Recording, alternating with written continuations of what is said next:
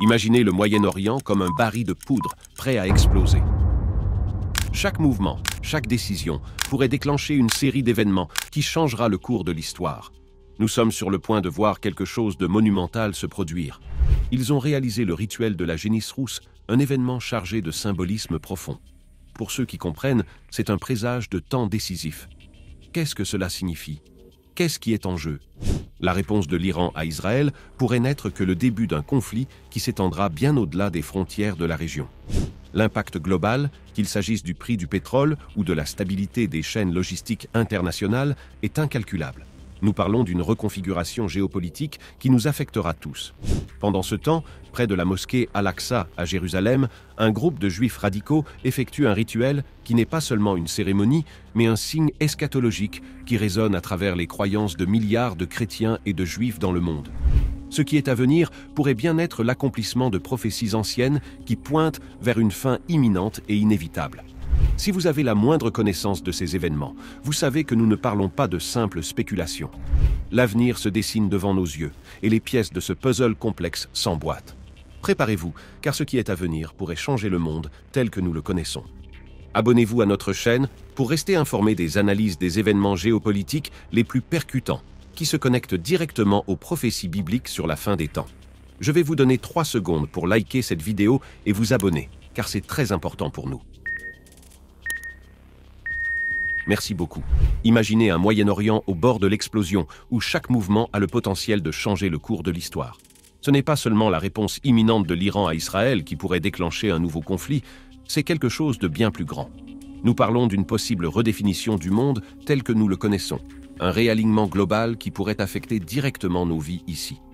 Pensez aux effets en chaîne. Le prix du pétrole pourrait s'envoler, le dollar pourrait atteindre des niveaux alarmants et l'instabilité mondiale pourrait atteindre de nouveaux sommets. L'impact va bien au-delà des chiffres. La logistique des chaînes internationales, notamment la distribution de gaz et de pétrole vers l'Europe, pourrait être gravement perturbée, avec des conséquences imprévisibles. À mesure que le prix du pétrole monte, le dollar suit inévitablement le même chemin. Et, alors que le Moyen-Orient se redessine, nous verrons un nouveau paysage géopolitique prendre forme, avec des répercussions qui atteindront tous les coins du monde. Ce qui se profile à l'horizon est une réponse coordonnée, où l'Iran mobilise tous ses alliés dans cette guerre par procuration, plongeant le Moyen-Orient dans une guerre régionale élargie. Les Houthis, déjà actifs dans le sud, ont été responsables d'attaques contre des destroyers américains, marquant un nouveau chapitre dans ce conflit. Cette situation dure depuis un certain temps, avec les États-Unis, la Grande-Bretagne et la France tentant désespérément de réduire l'influence des Houthis, notamment sur la petite île de Socotra, une position stratégique dans le golfe d'Aden. Ici, les Houthis, approvisionnés par l'Iran et maintenant par la Russie, maintiennent une présence qui défie le contrôle occidental.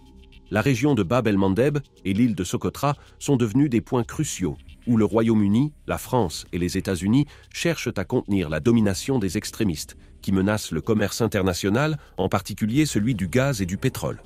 Mais cette guerre ne se limite pas au sud.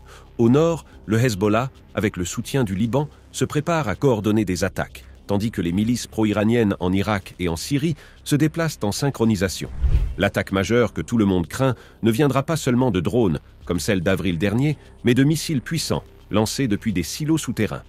L'Iran n'a pas encore franchi ce cap, en partie parce qu'il renforce son arsenal avec du matériel militaire russe, y compris des défenses électroniques et aériennes. Les Russes n'ont pas seulement fourni du matériel à l'Iran, mais ils forment également ses forces. Pendant ce temps, des négociations intenses se déroulent en coulisses pour tenter de minimiser l'impact de ce conflit imminent. Israël est bien conscient de tout cela. Le Moyen-Orient pourrait littéralement exploser dans les prochains jours, peut-être même aujourd'hui. Certains pensent que cela se produira autour de Tisha B'Av, entre le 12 et le 13 août. Mais la réalité est que cela pourrait arriver à tout moment. Rituel de la génisse rousse. Imaginez une flamme qui brûle déjà intensément. Et soudain, quelqu'un décide de rajouter du bois sur ce feu.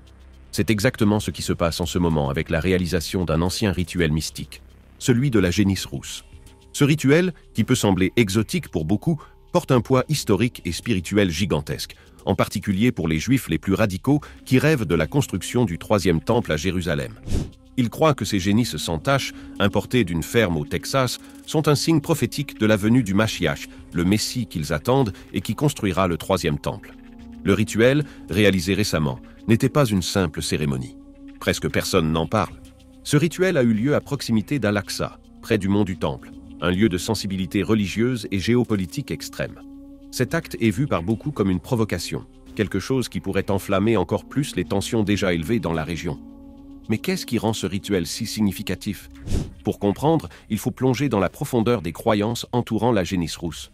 Selon la tradition juive, ces génisses, sans aucune tache, entièrement rousses, sont un présage que le temps du Mashiach est proche et, avec lui, la reconstruction du troisième temple.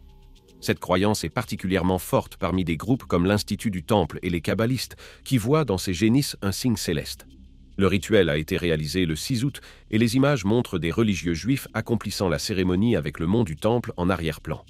Bien que cet animal visible sur la photo soit un montage, la présence de ces religieux en ce lieu est bien réelle et chargée de signification. Le dôme du rocher, avec sa coupole argentée, est là, témoignant d'un événement qui, pour beaucoup, est un présage de grands changements. Ce qui rend tout cela encore plus intrigant, c'est que ce rituel de la génisse rousse n'est pas une pratique nouvelle. Il remonte à l'Ancien Testament, dans le livre des Nombres, où Dieu a instruit Moïse d'accomplir un sacrifice avec une génisse rousse. Les cendres de ce sacrifice étaient alors mélangées avec de l'eau et utilisées pour purifier ceux qui souhaitaient entrer dans le temple et participer à la liturgie. Ce rite était essentiel pour ceux qui avaient été en contact avec quelque chose d'impur. Vers 1921, le grand rabbin de Jérusalem a interdit aux Juifs d'entrer sur le mont du Temple, à moins d'être rituellement purs, ce qui ne serait possible qu'avec les cendres d'une génisse rousse. Cette interdiction a ajouté un niveau supplémentaire de complexité et de mysticisme au rituel, le transformant en quelque chose qui va au-delà d'une simple pratique religieuse. Aujourd'hui, il est vu comme une pression idéologique, un symbole du mysticisme juif qui trouve un écho profond parmi les adeptes de la Kabbale.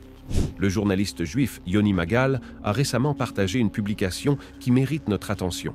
Dans un tweet publié le 6 août, il met en lumière un événement significatif dans le contexte de Tisha B'Av, une période où les Juifs jeûnent et se souviennent de la destruction des deux temples. Pendant ce temps de réflexion et de prière, ils demandent à Adonai la reconstruction du temple, leur lieu sacré de culte.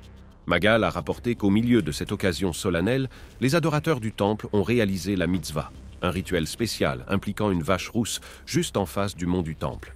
Cet acte, selon la tradition, est essentiel pour restaurer la pureté et permettre l'observance complète des mitzvot dans le temple. Mais la réalisation de ce rituel de nos jours est bien plus qu'une simple reconstitution d'une ancienne coutume. Pour les Juifs qui croient en la venue imminente du Mashiach, cet acte est une annonce au monde que le temps est proche. Cet acte est très prédictif. Ils annoncent que ce temps approche. L'Institut Return to the Mount, qui est derrière cette cérémonie, est une organisation radicale qui croit en la destruction d'Al-Aqsa et à la construction du troisième temple à sa place. Pour eux, ce temple n'est pas une idée lointaine. Ils croient qu'il pourrait être construit en seulement 3 mois, car il s'agirait d'une structure modulaire. Il y a une attente croissante que le corps liturgique nécessaire au fonctionnement du temple soit déjà prêt. Lévites, prêtres, assistants, tous formés et prêts à commencer les activités dès que le temple sera érigé. Et pas seulement cela, mais de nombreux ustensiles sacrés, comme la cuve de bronze, la menorah en or et la table des pains de proposition, ont déjà été recréés selon les instructions que Dieu a données à Moïse dans le désert. C'est un moment de grande attente pour les Juifs qui attendent l'arrivée du Mashiach, celui qui mettra Israël en évidence sur la scène mondiale et rétablira les rituels du temple. Pour les chrétiens, cependant, il y a une autre perspective. Alors que les Juifs attendent leur Messie, les chrétiens croient que le véritable Messie est déjà venu, sous la figure de Jésus-Christ, Yeshua qui a souffert, est mort pour les péchés de l'humanité et est ressuscité le 3e jour. Pour les chrétiens, tout autre qui viendrait après lui est considéré comme un faux prophète, un antéchrist. Le mot « oint », qui vient du grec, est utilisé pour décrire le Mashiach, le leader que les Juifs attendent comme leur Messie. Cependant, pour les chrétiens, seul Jésus est le véritable Messie, et tout autre qui viendrait revendiquer ce titre est vu comme un imposteur. La tension entre ces attentes messianiques différentes est palpable et ajoute encore plus de combustible au feu des tensions au Moyen-Orient.